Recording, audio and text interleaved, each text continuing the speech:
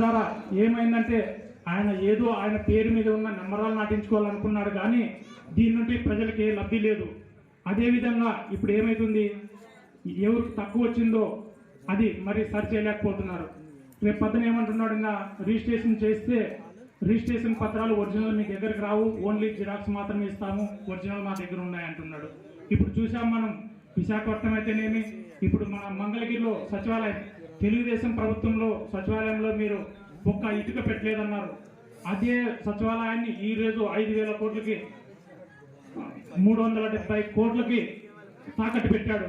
అంటే ఆ రోజు మీరు ఒక ఇటుక పెట్టలేదన్నారు, శ్మశానం అన్నారు, కానీ ఇప్పుడు ఎట్లుంది, అదే శ్మశానాన్ని మీరు 370 కోట్లకు తాకట్టు పెట్టారు. అంటే ఆ రోజుల్లో చంద్రబాబు నాయుడు గారు సచివాలయాన్ని కట్టించారని మీరు గుర్తించుకోవాలి. అదేవిధంగా ఇప్పుడు ఎక్కడ చూసినా వాహన మిత్ర పథకం పెట్టాడు.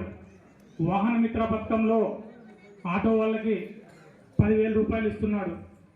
మన ఆటోలు ఎన్ని ఉన్నాయి, 8,50,000 ఆటోలు ఉన్నాయి. ఆయన ఇచ్చేది మాత్రం 2,50,000 ఆటోలకి.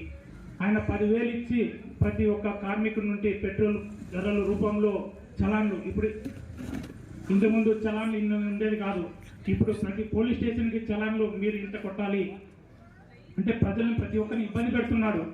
ప్రజల నుంచే 3 రెట్లు